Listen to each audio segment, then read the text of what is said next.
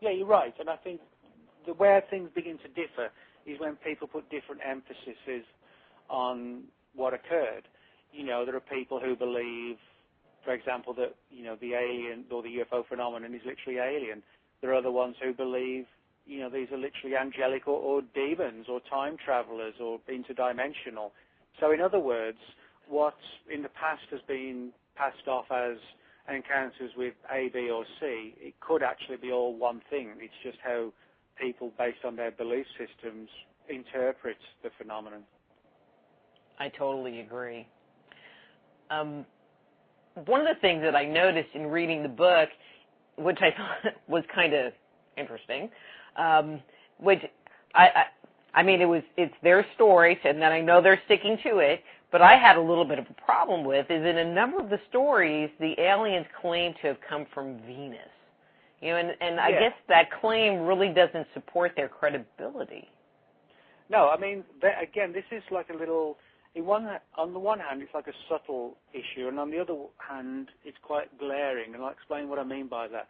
You're quite right that many of the so-called aliens were very keen to tell the contactees that they came from Venus. Now, we know from space probes that have been sent to Venus by both America and Russia that it's highly unlikely that any creature that even remotely resembles us would have the ability to survive in the atmosphere and temperatures, etc., and gravity on Venus, and then be able to walk in the open on the Earth as well, because the two planets have totally different environments. One of the things I speculate upon is that because the aliens largely just literally appeared in the 1950s, in their modern incarnation at least, it's entirely possible, I think, that they were being highly deceptive about their points of origin to protect themselves while they were on the Earth, and I think one of the things to remember is that at the time the government, particularly the US government and the intelligence community and the military, were very, very keen to understand what was going on with respect to UFOs and would have, done anything they could have done to track down these beings and find out where they came from. So it wouldn't surprise me if there was a little bit of deception at work on the part of these beings to actually deceive people into believing they came from one place to avoid mentioning their real point of origin and, to prevent the government or whoever getting a full handle on where they were from. Yeah, and I guess they didn't come from Venus, Texas, which would be a whole different story. No well, maybe they did. All right. Maybe they did. Did the government investigate these claims? I mean, because, we had Roswell that just happened prior to that, and I'm going to make the assumption Project Blue Book or, the predecessor to Blue Book was opened up at that point in time. So was the government interested in some of the claims that these people made? Yeah, this is one of the weird things about the whole contactee phenomenon, namely that although many people in the UFO community sort of deride and ignore the whole contactee movement of the 50s, what I did, I used the Freedom of Information Act to see if government agencies had been secretly watching and spying on these people making claims about having met aliens from Venus, etc. And you would imagine, if these cases are all hoaxes and stories, etc., the government would take no interest at all. But one of the most famous contactees was a man named George Van Tassel, who in the 1950s held conferences, contactee conferences, which literally attracted audiences in the thousands out of a place called Giant Rock in California. And I actually got from the FBI a copy of Van Tassel's FBI file, which runs to 398 pages. And it literally covers about 15 years and basically talks about how the FBI secretly monitored him and would sit in the audiences at these lectures and conferences. And they compiled this literally almost a 400-page dossier on what he was saying, who he was lecturing to, what the response of the U.S. public was to the idea that the aliens wanted us to lay down our nuclear weapons, etc. And he was watched literally, I think, from 1953 to 1967. And another famous contactee, George Adamski, his FBI file was nearly 100 pages long. So in other words, today, with today's abductees, They got very interesting accounts, but we don't always hear too much about the government secretly watching them. But certainly with the contactees for the 50s, nearly all the contactees, if not all of them, at some point were the subject of deep surveillance. And I think collectively, using the Freedom of Information Act, the number of pages that I got from the FBI on the contactees is probably about 2,000 to 3,000 in total, which is kind of extraordinary to think that for at least a decade, J. Edgar Hoover's secret agents were running around the country, sitting in the audience in plain clothes, listening to stories about contactees and Venus and atomic warfare and things like that.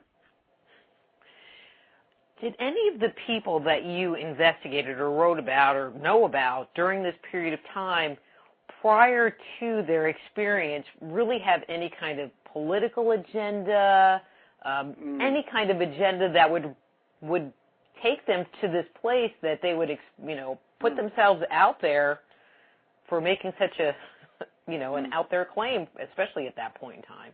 Yeah, well, some of them actually did. In fact, I have a whole chapter on this in the book because a number of the contactees, one being George Adamski, when he was asked at a conference about the nature of the governments that the aliens had, he said, in my view, they're probably communists, and that's the future of the world, which probably wasn't a good thing to say when the FBI is watching you.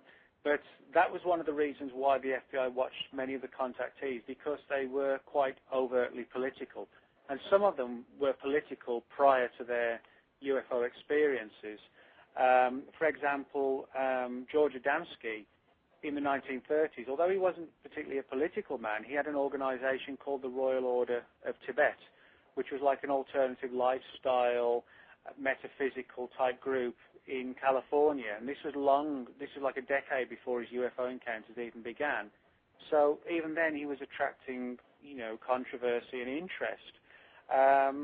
But another one who I also mentioned, George Van Tassel, the FBI was deeply interested when he began talking about politics and UFOs and the economy and things like this. And so, in other words, there was a theory on the part of the FBI that some of the contactees may have been using the UFO community and the movement to subtly try and spread, I guess, communist and left-wing ideas, which in the 1950s, you are going to be watched with the whole era of McCarthyism and things like that and the Reds under the bed scares. You are going to be watched by people like the FBI when you start talking about things like that in a public forum. So, I do think we need to consider that angle as well, the idea that, that the political motivation may have had some bearing on relating these accounts. Now, whether that meant some of the contactees literally created their stories as a means to get the political angle out there, or whether they just combined it with real encounters. I think, some cases can go one way and some go the other. Well, I think that to make a claim like that, I mean, even at this point in history, for somebody to make the claim that they've had an alien encounter, that they've seen ghosts, that they have psychic, abilities, you still get looked at weird. Yeah. So in the 50s, it just seems, I don't know, that the public that would be really open to hearing, well, I had this alien encounter and this is what they told me, would be kind of finite. Well, yeah, and I mean, when you start bringing politics into it as well, as many of them did, then, it opens all sorts of cans of worms. And that's one of the reasons I wrote the book, was because many of these people were sort of definitive characters. They were talking about meeting aliens. They were saying the aliens were communists. They're actually being watched very closely by the FBI, sort of real-life X-Files and agents running around spying on them, and, meeting aliens in the desert. But at the same time, literally attracting or having conferences that literally, in one case, in the 1950s at George Van Tassel's conferences at Giant Rock, he was regularly attracting audiences of 10,000. I mean, literally 10,000. So, in other words, they're actually big business at the time, and